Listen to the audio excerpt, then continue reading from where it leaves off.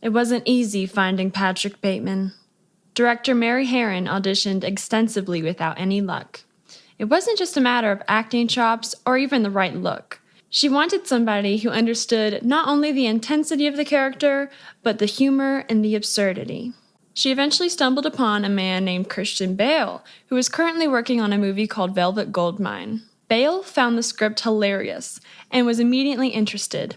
Upon meeting Bale, Harron recognized that he truly understood the character, in contrast to others who auditioned for the role, many of whom approached Bateman as if he were suave or cool.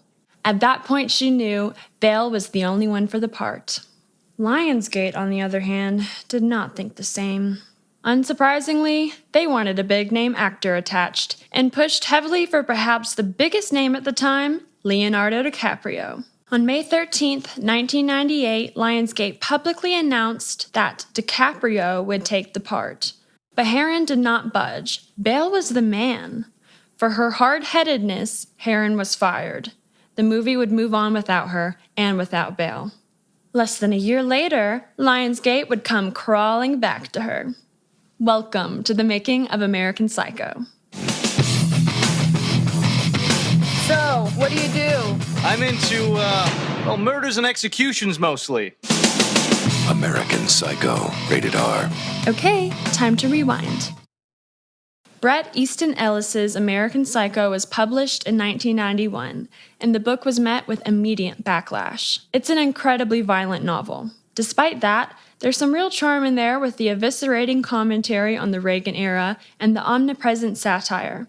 But in between are incredibly detailed descriptions of violence, specifically violence against women, that can feel indulgent. Isn't that the point? Well, yes, it is. But there is still a debate as to how important some of the grisly details were. It was not a book loved by literary critics. It is not a delicate novel, and it does not attempt to obfuscate its messaging. It is right in your face. So then, considering the reception and controversy it received, Ellis was very surprised when in 1992, a particular movie producer, Ed Pressman, became enamored with the idea of a film adaptation. Let's now hear from Ellis himself. The American Psycho adaptation was very surprising because there is nothing in the book that you would think would make a mainstream American movie. There was nobody in line asking to buy American Psycho or option it except for one producer, and that was Ed Pressman. He became somewhat obsessed with the idea of turning the book into a movie. He began optioning the book for a fair amount of money on a yearly basis. My agents at the time thought, "This is the only money you're going to get." I remember it being fairly high, and that Ed would be paying out every year to find a director, get a script written, and hopefully attach an actor to it. That went on for many years until the book was finally bought by Lionsgate, and they turned it into a movie. Pressman bought the rights to adapt the novel with both a director and an actor already in mind for the part, Johnny Depp and Stuart Gordon, who you may know from a number of wonderfully schlocky films such as Reanimator and From Beyond. This was the tentative plan, but after Pressman began to receive more interest for the film, he decided to move on from Gordon, and Bret Easton Ellis, somewhat messily, publicly disowned both Depp and Gordon. Here's Gordon on being replaced. I shouldn't have been surprised when I got the call from Ellis's agent. She was pulling my rights to her client's book because there were suddenly other offers on the table. I scrambled, trying to find the money for an option, but before I got very far, an article appeared in the New York Post. It was an interview with Bret Easton Ellis, in which it was clear that he was no longer disowning his controversial book, but rather, now that money was to be made, was embracing it. Not surprising, really. But then he began trashing me. He referred to me as a schlocky horror movie director who would ruin his book by turning it into a bloodbath. The fact that his book was already the bloodiest thing anyone had ever read seemed to somehow escape him. But what really infuriated me was that he also put down Johnny Depp, calling him a lightweight actor who was too old to play the part. Johnny was 28 at the time. On to the next. The next proposed duo for the film were even more high-profile, David Cronenberg and Brad Pitt, with Ellis agreeing to come on as screenwriter. Well, things were not smooth sailing. Cronenberg and Ellis had very different ideas as to what they wanted the film to be. Cronenberg wanted to remove most of the restaurant and nightclub scenes that are littered throughout the novel, as well as excising much of the violence. Ellis was displeased but went along with it. By the time the draft was completed, it barely resembled the novel.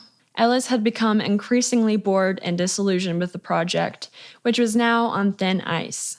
Cronenberg himself wasn't fond of the draft, which hilariously ended with an elaborate musical sequence to Barry Manilow's Daybreak on top of the World Trade Center.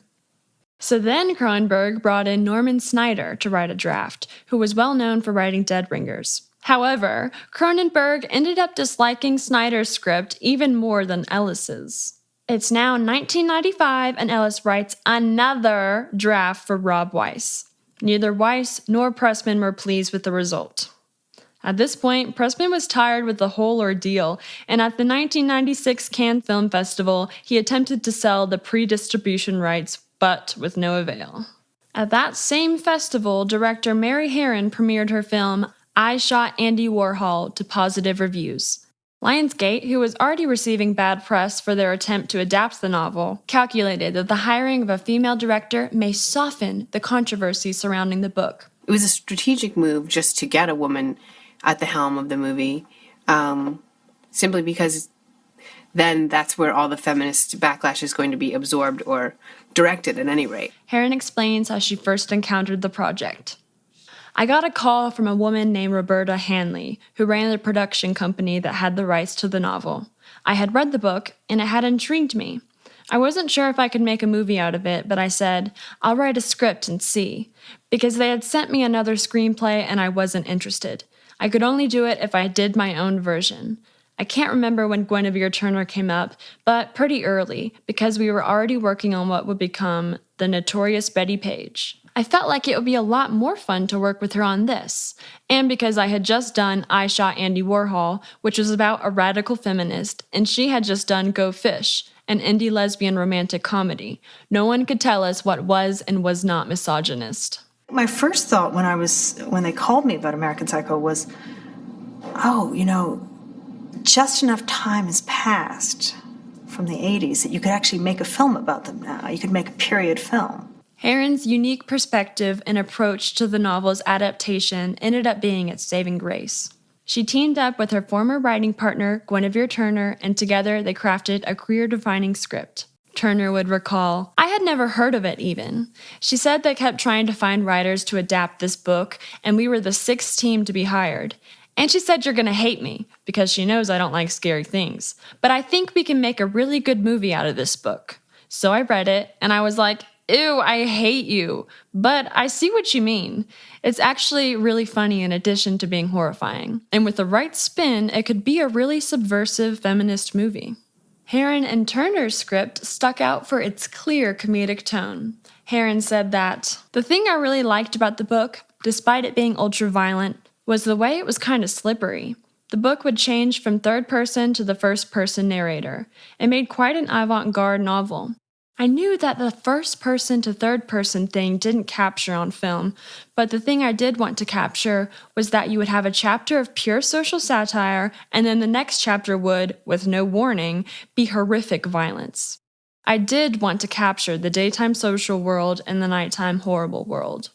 Movie with graphic violence. I just can't write that. I don't want to write that. I don't want to be a part of that, and I'm not actually just not capable of it. I don't think I'd be good at it. And Mary is the same way, and so the things that moved us and interested us in the books was not the violence. I mean, it's interesting because it's just so over the top.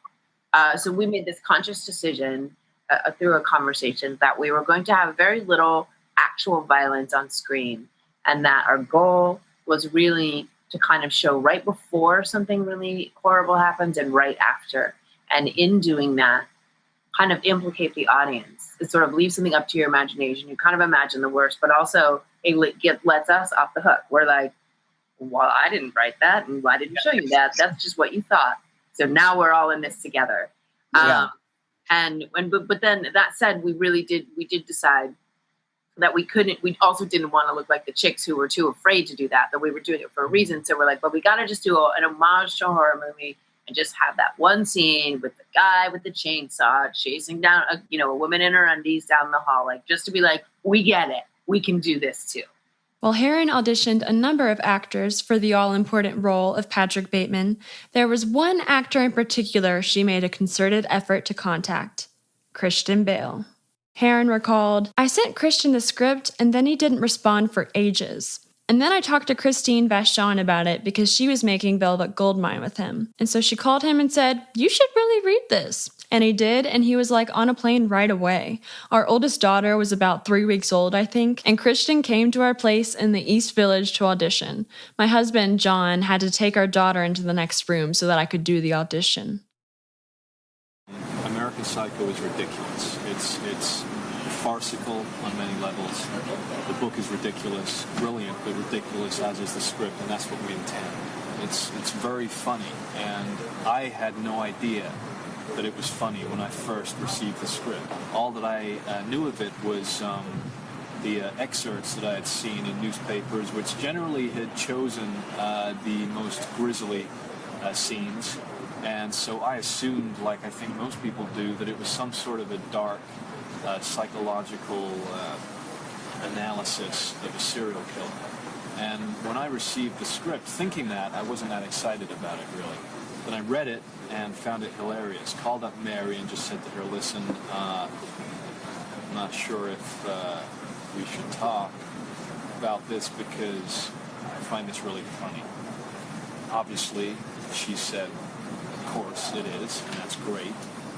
And we found that we agreed completely on how it should be done and the satirical element in it.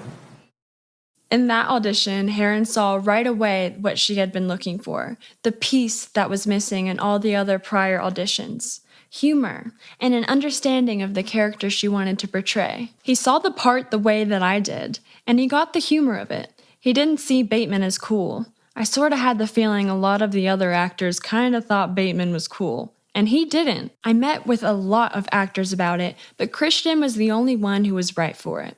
Even though it was a gamble because he hadn't done anything at all like that before. The first time I'd seen him was in Little Women. But at one point I talked to Todd Haynes about him, and Todd Haynes said, "Christian Bale is the best actor I've ever worked with." So I had a lot of faith in Christian.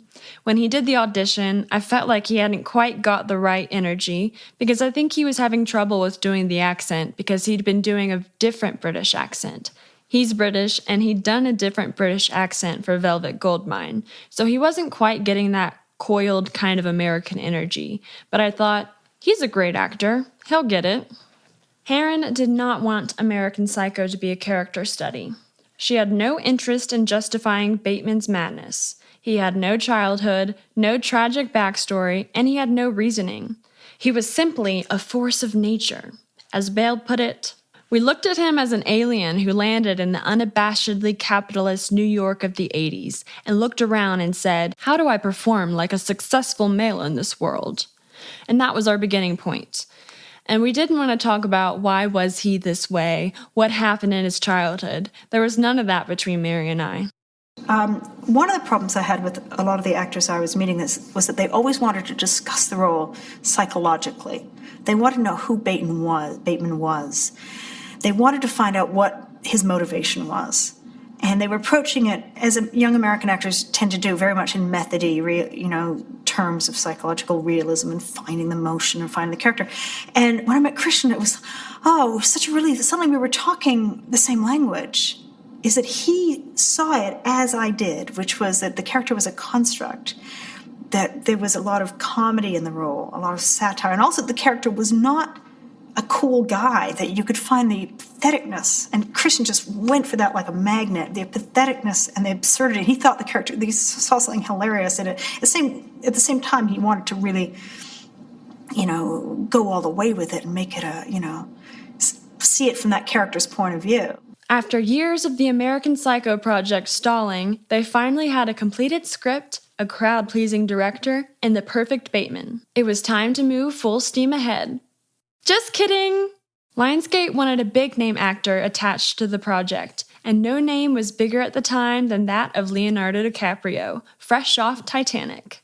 And they were willing to offer him $20 million for the part. Harron, however, did not budge. She was adamant. Bale was the man for the job. which, to me at least, sounds kind of insane. Here she is, a female director in a position that, like it or not, is never as secure as that of a male counterpart.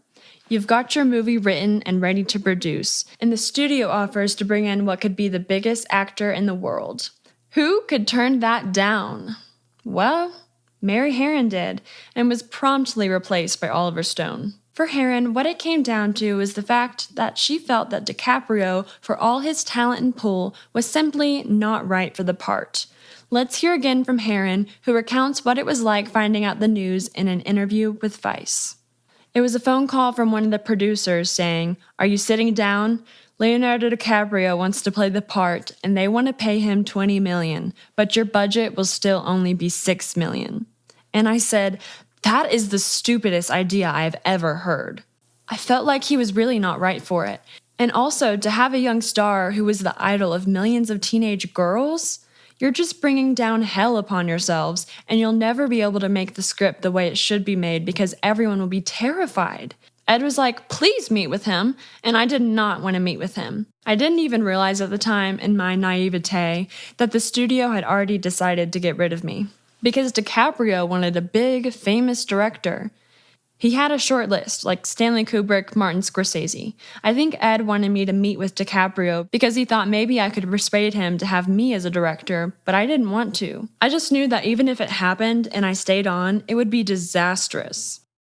If you pay an actor $20 million to be in a $6 million movie, I mean, it's all about the actor and his stardom, and I felt very strongly that they would have to rewrite the script and they would have to rewrite the movie, that the movie was just too dark and too crazy. You couldn't take the hero of Titanic, the idol of millions of 12-year-old girls, and have him play Patrick Bateman in the script in the movie that I intended. It just wasn't possible. They would have to try and rewrite it and make the character more likable, which I think is what they tried to do.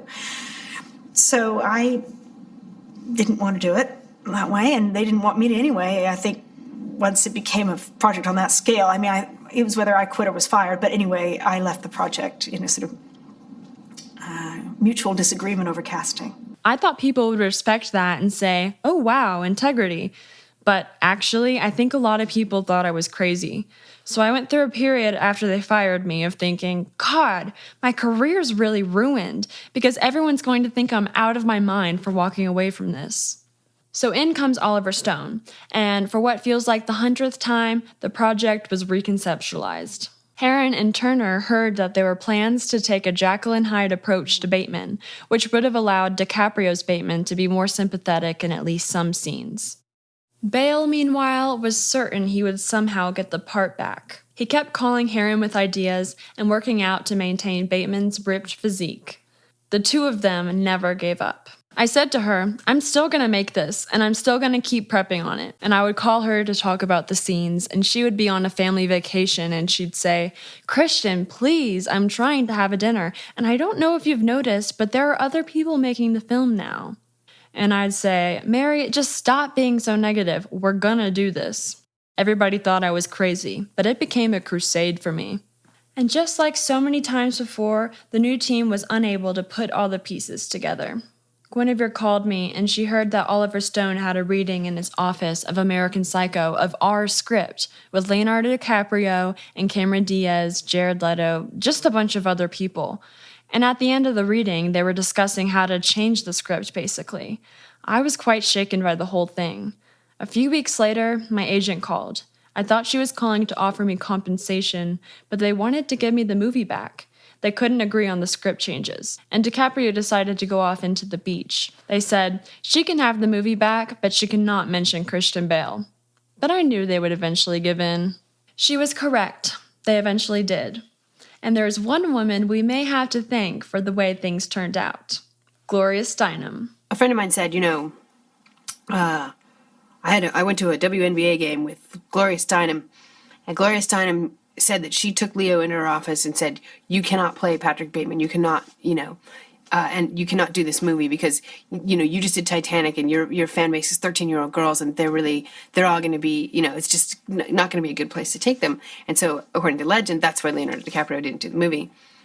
But the funny thing to me was that when she told me that, I was like, Wow. If you had told me when I was like 22 that Gloria Steinem was going to be personally crusading that something that I wrote didn't get made, I would have burst into tears. But this is not just the story of a headstrong director sticking up for the actor she believed was right for the part. Bale also deserves credit for his incredibly intense, somewhat strange obsession with the role. Everyone had told me it was career suicide, which really made me want to do it. And I guess I was a little bit disappointed that it didn't end up being career suicide. I kind of hoped that maybe that was it, and I'd have to find something else to go do. I'm perverse. They told me I shouldn't, so of course, that's human, isn't it? You want to even more. You're inhuman. No, I'm in touch with humanity. They had paid me the absolute minimum they were legally allowed to pay me. I remember one time sitting in the makeup trailer and the makeup artists were laughing at me because I was getting paid less than any of them. The low pay was the nature of me in it. Nobody wanted me to do it except the director, so they said they would only make it if they could pay me that amount. I was prepping for it when other people were playing the part. I was still prepping for it. And it moved on. I lost my mind, but I won it back. With the movie now greenlit, it was time for production to jump into action. And despite winning the part, no one was ready for the level of fervor Bale brought to the role, both mentally and physically. His preparation had begun as soon as he landed the role, even before it was taken away from him, when he first started undergoing the physical transformation needed to portray Bateman. Prior to landing the role, Harron described Bale as this skinny English kid, and she softly suggested he work out to prepare. I said, "Christian, have you ever been to a gym?" He said no. And I said, "Well, maybe you should go to a gym because Patrick Bateman works out, so just get a gym membership."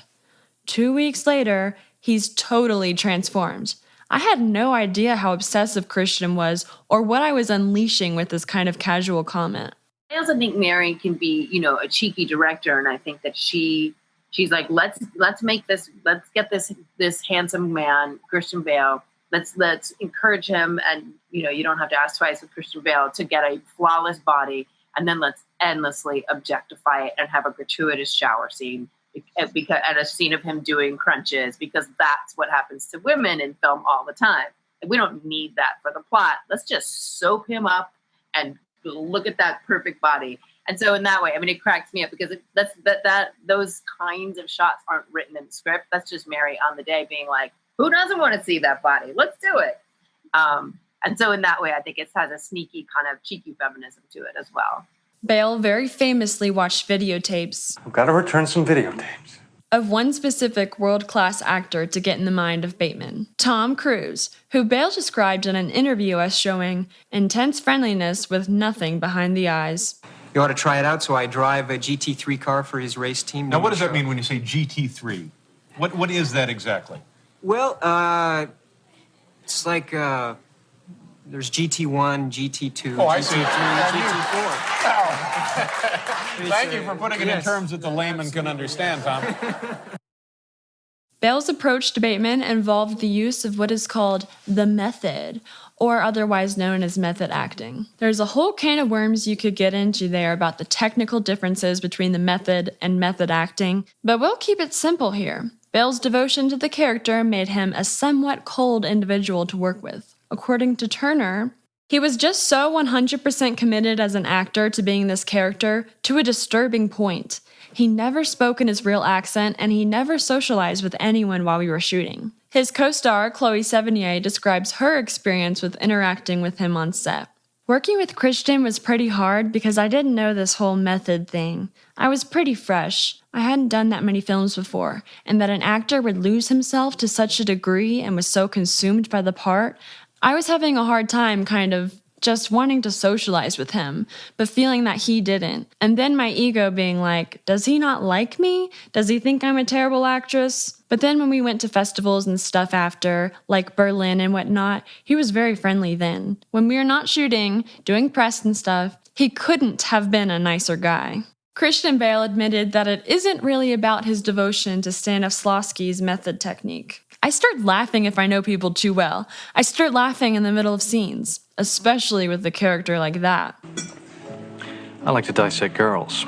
Did you know I'm utterly insane? And one such example was the intimate scene filmed with Guinevere Turner. I did a sex scene with Christian Bale where he kills me. You learn a lot about a person as an actor after having to do that kind of scene, and he was great. We actually laughed until we realized we should stop laughing. It was a hard scene to do because there was a blood packet and a lot of struggling in the sheets. We had to do several takes, and it was a very intense reset because the first one we got blood all over ourselves, but none on the sheets, and the big shot was of the blood as it seeped through the sheets. Turner also spoke of the new manifestation of her relationship with Harron, who she had worked with in a different capacity many times before. I was also being directed by Mary for the first time after working with her for years as co-writers, and that was very daunting for me. All of a sudden, it was a completely different dynamic. But Mary said, and I love her for this, "We both hate when somehow in a scene when two people are naked, we never see the woman's breasts. I promise not to focus on your tits if you don't try to cover them in the struggle." And I was like, okay, fair enough. Let's take a moment to debunk a little rumor. Due to the controversial nature of the book, many people were enraged that it was getting a film adaptation. There are several reports from the time about individuals who decided to use their First Amendment right and protest the film. In a 2020 interview for Vulture, Harron clarifies that there weren't actually protests. That was the funny thing. Everyone thinks there were, and that's how it was publicized. I learned a lot through the making of American Psycho about myth and media and the power of politics. It was the threat of protests. Because with the threat of protests, we lost all of our corporate locations when we were shooting in Toronto. Like one day, one morning on the bus, an article appeared in a Toronto paper saying that there were going to be protests from a group called Canadians Against Violence in Entertainment, CAVE. And one by one, all the corporate locations canceled. We hired extra security and braced ourselves for the next day of filming. No protesters turned up. Not that day, or the next, or the next. During the whole of our 7-week shoot, not one person turned up to protest the filming of American Psycho. But it doesn't matter. Everyone I know in Canada and every journalist I talk to is convinced that the filming of American Psycho in Toronto took place surrounded by enraged crowds. Since the measly threat of a protest scared their corporate filming location away, Lionsgate was forced to shell out $100,000 to build a set. Guess what time it is? Fashion time! Don't wear that outfit again. What? I didn't hear you. I said do not wear that outfit again. Wear a dress, a skirt or something. You don't like this, I take it? Come on. Prettier than that. Like any period film, the costumes are essential for crafting an authentic vision that captures the times. The brilliant Isis Musindin was hired as costume designer, and she had her work cut out for her. Fashion plays a big role in the novel, as clothing is a material projection of how we view ourselves and how others perceive us. You've got to wear clothes in proportion to your physique.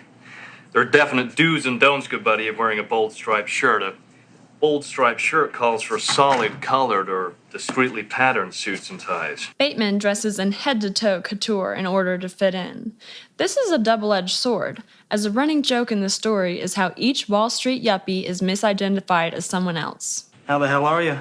Alan has mistaken me for this dickhead Marcus Halberstram. It seems logical because Marcus also works at PNP and in fact does the same exact thing I do. He also has a penchant for Valentino's suits and Oliver Peoples' glasses. Marcus and I even go to the same barber, although I have a slightly better haircut. Isis understood her role for capturing this joke on screen. She said, "This film is unusual because so much revolves around mistaken identity. The challenge is to make the actors look alike and at the same time, individual." Big-name designers are brought up in the book ad nauseum. Reeves is wearing a 6-button double-breasted suit by Christian Dior, a cotton shirt, a patterned silk tie by Claiborne, perforated cap-toe leather lace-ups by Alan Edmonds, a cotton handkerchief in his pocket, probably from Brooks Brothers, sunglasses by L'Enfant Paris lie in a napkin by his drink, and a fairly nice attaché case from T. Anthony rests on an empty chair by our table. I'm wearing a 2-button single-breasted chalk-striped wool flannel suit, a multicolored candy-striped cotton shirt, and a silk pocket square, all by Patrick Aubert. a polka dot silk tie by Bill Blass, and clear prescription eyeglasses with frames by Lafont Perry. Mussenden had the daunting task of adapting to the monetary constraints she was given. Mussenden says, "We didn't have a large budget, so we had to beg, borrow, and steal." Iconic designers Patricia Field and Betsy Johnson donated racks of vintage clothing from their personal archives for the film. Additionally, Mussenden tirelessly searched for designers in secondhand shops. One example is the dress Chloe Sevigny wears for her date with Bateman. This strapless beauty was an authentic Calvin Klein found in a local LA thrift store. The most prominent designer featured in the film is Nino Cerruti, who collaborated directly with Mussenden. You can't bleach a Cerruti. Out of the question. They sent me the catalogs of their collection from those days, and I chose some designs which they then remade from the original patterns. But budgeting was not Mussenden's only hurdle. Many brands were uncomfortable with their clothing being worn by a serial killer. Cerruti specified that Bateman could not wear their brand when he was being violent. Rolex was fine with all the characters wearing their watches, except for Bateman. As a result, the famous "Don't touch the Rolex" was changed to "Don't touch the watch."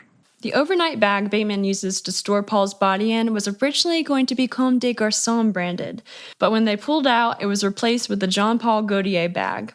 Where did you get that overnight bag? Jean-Paul Gaultier. Another interesting design choice Mussenden made was to use Bateman's tie like a mood ring. When he was feeling confident, Mussenden would adorn him in a red tie and a shirt with bold stripes, but in weaker moments, he appears in a lighter suit and less flattering yellow tie.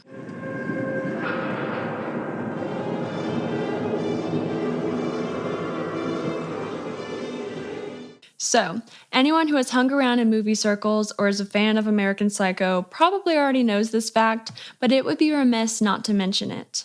We'll let Turner share it. The cool thing that Mary told me relatively recently is that in the scene where the detective that Willem plays and Christian are having lunch at Smith and Wolinski's, and it's really tense and Bateman's sort of losing his mind, she directed Willem to do several takes where he was sure that Patrick had done it, and then several takes where he absolutely didn't think he'd done it.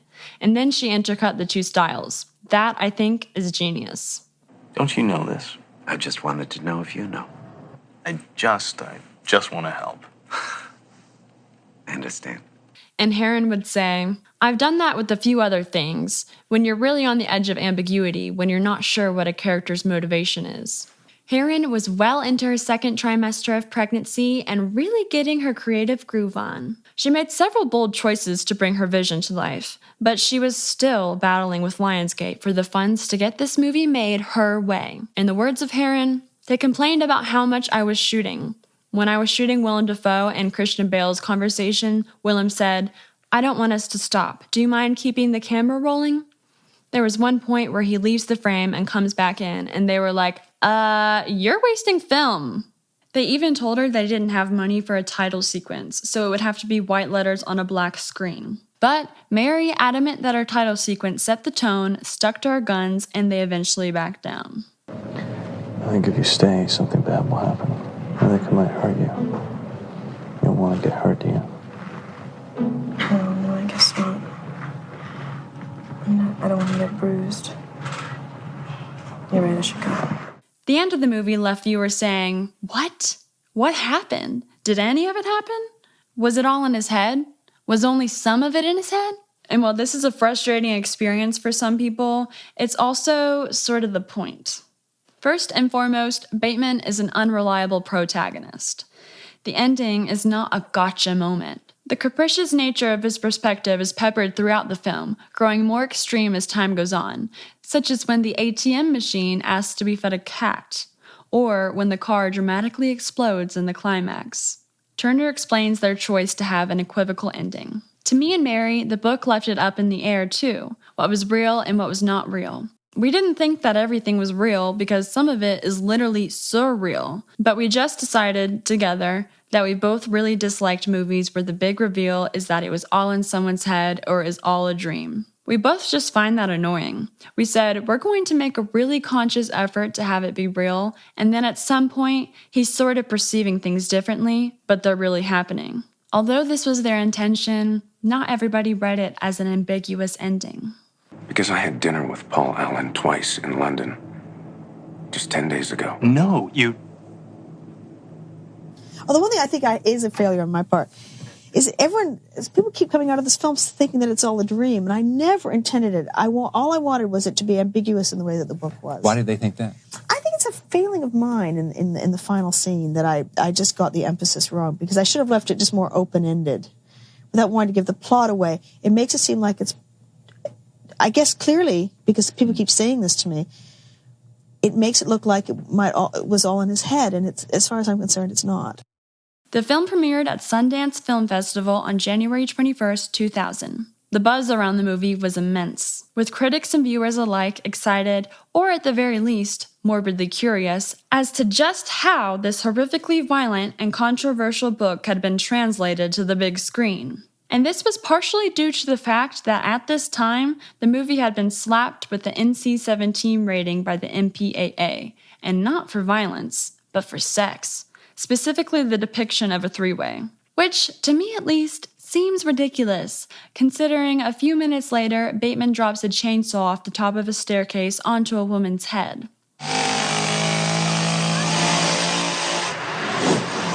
Fortunately, before the theatrical release, they were able to shorten the scene instead of removing it entirely. Excited about tonight? Yeah, very excited. Yeah, it's been a long build-up to everybody finally seeing it. How do you feel about all the controversy surrounding the movie with the violence and sex and the rating? I think that probably the movie will clarify that for a lot of people, because you see the movie and it's violent in tone rather than in any sort of explicit detail. Mm-hmm. You had a good sense of the period, the 80s? A great sense. I mean, as far as I know, because obviously I was... The time that American Psycho was set, I was 13, I was living in a small town in England. I knew nothing about this world whatsoever, but apparently it's a very good portrayal and parody of that era. Just like the novel it was adapted from, the film was divisive. Robert Ebert wrote that it was the most loathed film at the festival, but he himself still reviewed it positively. He wrote, "It's just as well a woman directed American Psycho. She transformed a novel about bloodlust into a movie about men's vanity. A male director might have thought Patrick Bateman, the hero of American Psycho, was a serial killer because of psychological twists, but Mary Harron sees him as a guy who's prey to the usual male drives and compulsions. He just acts out a little more." And in general, the film was given more positive reviews than negative, but those who did dislike the film disliked it greatly. Mary Harron found herself on the defensive, with many journalists leaning into the controversial content of the film. Reflecting on the press questions she received, Harron wrote in the New York Times, "At Sundance, the question I found most disturbing was this: how would you feel if someone saw your movie and went out and killed someone? I dislike the question because there's no way to answer it without sounding pathetic. I would feel terrible, and because I think it's unfair. When did a book or film alone turn someone into a murderer? And what about all the other movies, books, and television dramas about serial killers? Would they be to blame too? But unfair or not, the question is still haunting. Because someone could commit a crime after seeing American Psycho and blame it on the movie. Rightly or wrongly, I would have to live with that. If entering this territory is too risky, then what is the solution? Don't show violence. Don't show evil. Don't show any of the aspects of human nature that most frighten and distress us. In which case, cinema and literature and drama will have to give up on providing a true reflection of society in favor of endless variations on life-affirming Robin Williams movies. And does anyone really believe that serial killers and violence against women and teenage shootings would then disappear? And the sad reality is, like so many other pieces of media, there will always be those who do not understand what they are consuming or what is being communicated to them. Patrick Bateman is a loser. Goes out with that loser, Patrick Bateman. What a dork. Another martini, Paul. There is nothing inside of him beyond the desperate need to fit in. This isn't just the subtext either. We hear repeatedly those around him expressing the same thing. For whatever reason, there are people out there who have clung to the masculine ideal Patrick tries so hard to embody. For some individuals, it's as simple as saying, "Look, rich, attractive man in movie, I want to be like him. Look, he doesn't care about anyone. How admirable." I mean, it's so interesting to me. I've met guys, only men really, who say like, oh, you were in American Psycho, I think that movie's so cool. Man, I am Patrick Bateman. I'm like, wow, and you're a big dork. Because if you're going to say I am Patrick Bateman, then A, you didn't get the movie, because I don't think that was above and beyond the fact that he's a serial killer, he's not very cool, you know? So that's just I'm always looking at them like, really? So are you saying you're a dork or a serial killer? Or both? The question asked to Harron at Sundance horrifically came to fruition. Here's Turner. I just saw this documentary called Don't Fuck with Cats, and American Psycho was one of convicted murderer Luca Magnotta's favorite movies. The first time he kills and puts it on the internet, he plays a song that's in the opening scene of American Psycho. Very clearly an homage to the movie. That's a little bone-chilling when I was watching that. I was like, okay, that's real. There's a serial killer who saw American Psycho, completely identified with it, and decided it would be the soundtrack to his own first human kill. I guess at some point, you have to let go of something like that and realize you put art out into the world. If you feel you've done it responsibly, what happens with it is what happens with it. When the film was given a wide release on April 14th, 2000, it did very well for what it was, grossing $34 million on a $7 million budget. And while the movie didn't do as well as a movie released a year prior, David Fincher's Fight Club, it was similar in the fact that the public interest didn't diminish as time went on, but grew. It is without a doubt a cult classic. A large part of what makes the American Psycho story work is the deep, sardonic critiques of masculinity and excessive consumerism in the late 20th century, and how the character of Patrick Bateman represents the extremes of those values. Let's just say hypothetically, okay, what if they have a good personality? I know. There are no girls with good personalities. These themes have remained relevant in our culture and may always resonate with people regardless of gender. For Ellis, his inspiration for the work came from his experiences as a gay man, feeling alienated from the dominant social norms. Let's hear him say it. It was definitely a criticism of male values that were around me, and it was easier for me, I think, to witness those male values clearly because I was gay. I am gay. And I think that gave me a distance and a perspective as to noticing them more than if I was heterosexual and participating in the society at that time. I was definitely participating, but being gay really is a distance. You are 4% of the population. You do not share a lot of the same feelings and experiences that straight men do. Certainly not in late 80s Manhattan. I think I was watching a lot of this behavior on the sidelines, and I wanted to criticize it. And a lot of it had to do with money above all else. Greed is good. The ethos of that era, that was bothering me.